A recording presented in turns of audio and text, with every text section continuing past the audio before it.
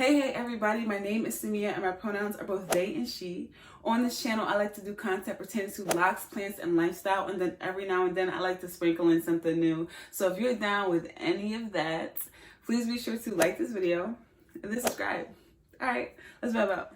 Alright y'all, so today we're going to be talking about gender euphoria. So what is gender euphoria and how do I personally navigate that, being someone who is non-binary / trans, and what is my really direct relationship with it, if that makes sense. So in a previous video, maybe like 3 weeks or so ago, I talked about things I absolutely hate about being non-binary, where I just listed a bunch of things that just really irk my soul in regards to having this gender identity, or that come paired with it, of course. So I wanted to do a separate video on gender euphoria, so things that just make me feel super seen and validated, right, with being non-binary, and why I have this identity, and just why I just love being non-binary, right? So that's what I'm gonna do. So I'm gonna go over the definition a little bit and then just talk about 3 major things that really make me feel powerful and seen.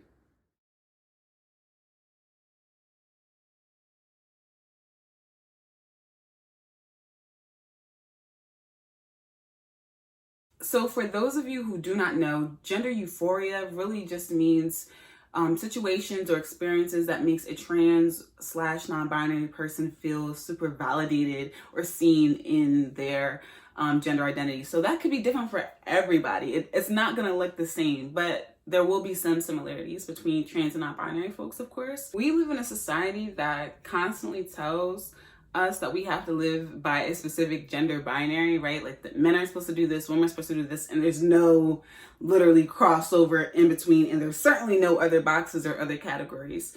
So of course, trans and non-binary folks who often don't fit into this binary, hence non-binary, they feel dysphoric. In certain situations, they hate themselves. They feel like the world will never be able to validate or to see who they really are. And I mean, I can attest to this because that's my own experience too.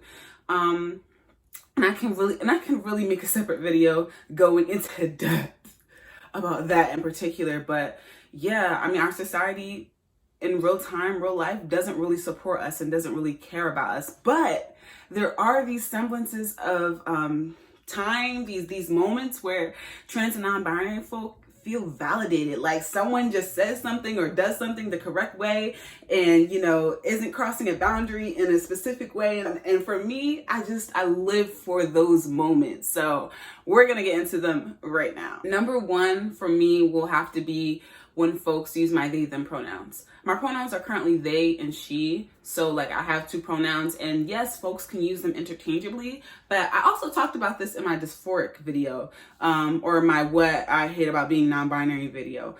People only use she, her when referring to me, and I know I'm really it, and a lot of times I'm serving femme realness, but like there are times when I'm just like, no. When folks only use my she, her, hers pronouns, it makes me feel like they're only seeing me in a specific way, which isn't necessarily the point of pronouns to begin with, because people who use she, her, hers pronouns all look differently. But if society is constantly telling me that, I look like a she, so you're gonna, they're gonna use she for me, it makes me feel invalidated, right? So when folks put in that effort, that extra effort to be like, look at them over there, or to be like, they look so good, or they did this so well, when referring to me, that is like, I get so euphoric, I get so happy, I feel so validated, and I feel so seen. I'm like, okay, so you're extending that extra effort to make me know that like this is a safe space, that you see me for what I am, or to the capacity that I, am allowing or whatever. But yeah, I just love it. I mean, you can never go wrong. You can never go wrong with saying they, them, for me at least. And because folks only use she, her, hers pronouns when referring to me, there are times where I'm just like, okay, well, maybe it's time to wrap this up. Maybe it's time for us to find something else to refer to me, because If you guys are only using she, her, hers pronouns, it doesn't seem like you guys are getting the point. And you're only using the pronouns that are more convenient to you, the ones that I look like, so you will instinctually remember. It only works for your benefit as opposed to actually really validating me as a trans non-binary person, you know? So number 2 for me would be when I am more versatile with my, outward appearance, whether that be through hair, through makeup, or even through clothes, like just being able to dress how I'm feeling or how I see myself, you know what I mean? It really does something to you. Not to say that clothes and hair and makeup and all that type of stuff really matters, but it sure enough can be validating and can make someone, like, make a trans and non-binary person feel euphoric in that matter. I know for me, I've had the pleasure, because of my locks, been able to explore different types of styles and been able to feel a little bit more feminine or be able to feel a little bit more masculine, just through my hair, which is one of the many reasons why I have locks to begin with, because of that versatility, and because of that androgyny that I feel like I'm associating with it, and that I feel like I can achieve and aspire towards by having locks. But that's just me. Also through my clothes, being able to feel comfortable buying more mask clothes, and then also buying more super high femme clothes. Because, I mean, if you knew me before, maybe like 5 years ago, I wasn't that girl. That wasn't in me.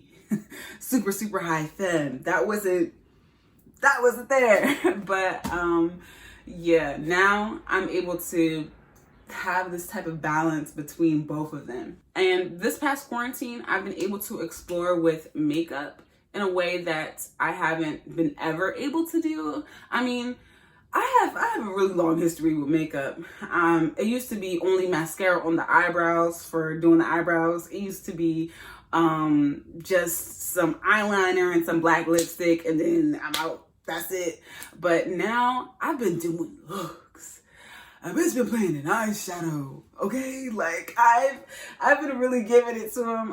Thanks, shout out to Jackie Aina. Watching her videos really helped me this past summer. But yeah, I've been able to achieve different looks or different expressions through makeup too, in both masculine and feminine aspects. So I really do appreciate those avenues to be able to explore my gender through, because it has been really validating in doing that. Number 3, the final and last one for me would be just being in a community that is queer and having a community that's queer. And that's no diss to the straight people out there, but I feel like for me, being femme in a straight space is completely different than being femme in a queer space. And I feel like my fellow queers will understand this. If you do, put it in the comments, preach, speak your truth and all that, because I feel like being femme in a straight space, I'm sexualized in a way that feels invasive, and it feels highly gendered, right? If that makes sense. But being femme in a queer space, I wish I have the words to truly explain what I'm feeling right now, but being femme in a queer space just feels like just another gender expression. It feels like just, other people who have been othered just being. That's all it feels like to me. It doesn't feel, there's not this hypersexualization around, feminine folks, or like even people who have been raised as women in their bodies. There's none of that. And I gravitate towards that. I love that. I live for it. I can tell you right now, there has never been a straight space that I've occupied as a queer person and felt 100% comfortable. And especially speaking as someone who is non-binary, I do have, my straight friends who honor my pronouns, and that's really it.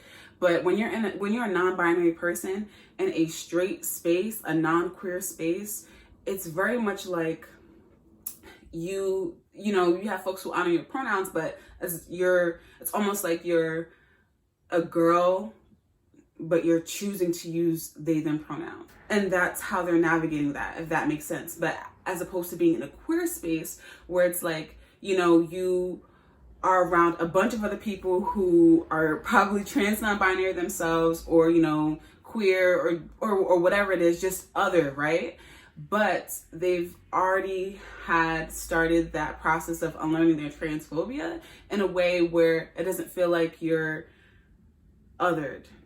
It feels like you're talking amongst people of the same community or of the same like as you. And I know that there are queer folks who are still transphobic and all that type of stuff, but I'm just talking about in general and in a larger capacity or sense, that those spaces are much safer and much more validating than a well-intended straight space, if that makes sense. Yeah, so I always make sure that I have queer people around me.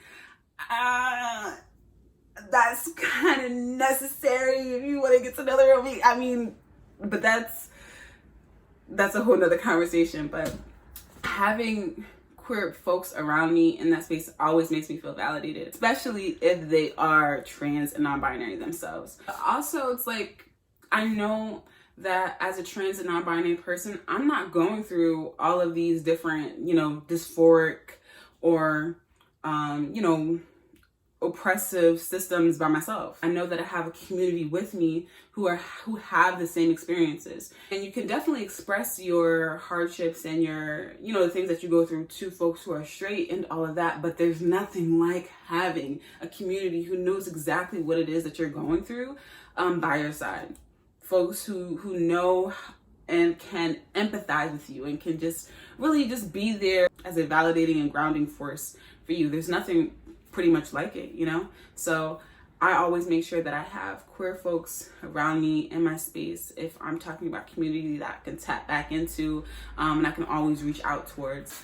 All right, y'all, so that's pretty much it. Those are like my 3 things that really make me feel euphoric. Of course, there are other little things throughout the day or just minute things, but these are the 3 major things that really just get it going for me, you know, just really makes me feel like in whatever space I'm occupying, I am seen, I'm validated, and I'm loved, which is generally what everyone should be feeling whenever they walk into a space. It shouldn't be people who are experiencing spaces where they're not welcome or where they're excluded or where they're marginalized. None of this should be happening, but it is. So these are the things that really just, you know, take the cake for me.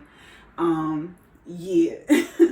All right, y'all. So if you have any questions about that or any of the things that I've mentioned in this video, please leave them down in the comment box below. Or if you relate to me, especially my trans non-binary folks, like put it down in the comments. Like, speak your truth. Tell me your experiences and stuff, because I mean, we're trying to build community here. I'm trying to have these open dialogue type of conversations with folks. Well, I will see y'all in another video. Thank you so much for watching. Peace.